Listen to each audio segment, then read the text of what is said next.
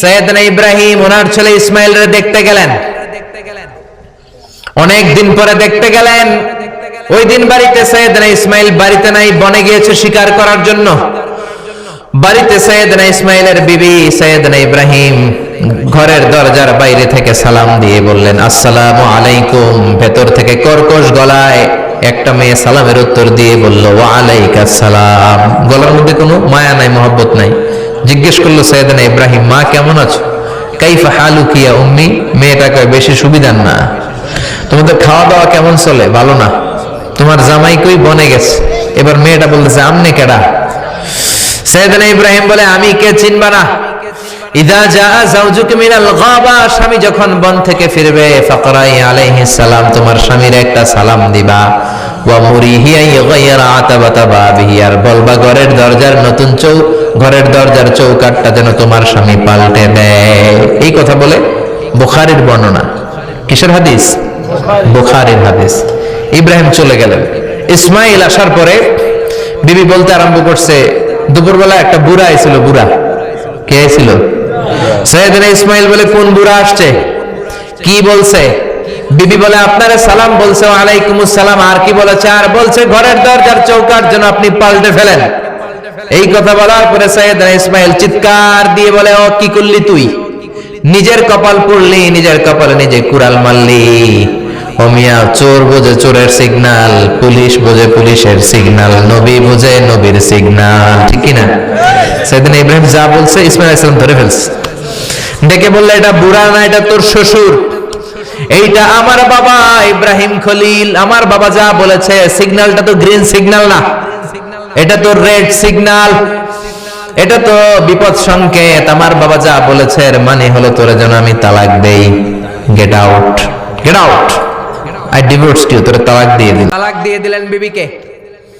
নতুন সংসার শুরু হলো। আরেকটা বংশীয় নেককার মেয়েকে বিয়ে করলেন।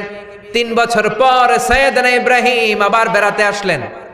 আজকেও সৈয়দনা ইসমাইল বাসায় নাই। সৈয়দনা ইব্রাহিম সালাম দিলেন, আসসালামু আলাইক। এবার জাদুমাখা কণ্ঠে, কুকিল কণ্ঠে, মোলায়েম কণ্ঠের একটা মেয়ে ঘরের ভেতর থেকে বলে, ওয়া আলাইকুমুস সালাম। ওয়া আলাইকুমুস সালাম। সৈয়দনা ইব্রাহিম বললেন, কাইফা হালুকি ইয়া উম্মি, মা কেমন আছো? বলো বলো। মেয়েটা বলে, আলহামদুলিল্লাহি আলা কুল্লি হাল, সব অবস্থায় আলহামদুলিল্লাহ। সুবহানাল্লাহ পড়েন। সংসার কেমন চলে? কয় খুব ভালো। খাওয়া দাওয়ার অবস্থা কি? কয় আরো ভালো। এবার মেয়েটা বলে, কে আপনি? এই মরুভূমির মাঝখানে রৌদ্রের মধ্যে দাঁড়িয়ে দাঁড়িয়ে কথা বলেন, কেউ তো কোনোদিন আমাদের খোঁজ নিতে আসে না। কে আপনি? ঘরে আসেন।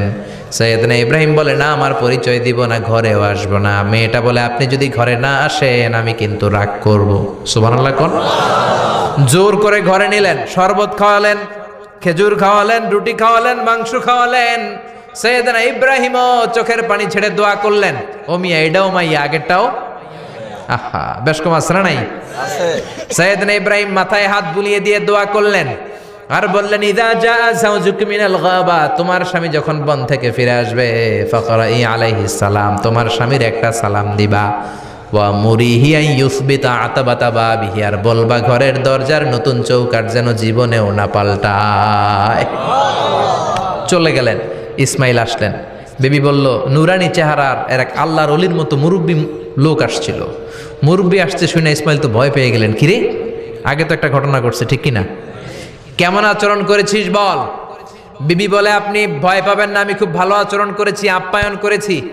তিনিও খুশি হয়ে আমার মাথায় হাত বুলিয়ে দোয়া করে দিয়েছেন আর বলেছেন, ঘরের দরজার নতুন চৌকাট যেন জীবনেও আপনি না পাল্টান। সুবহানাল্লাহ।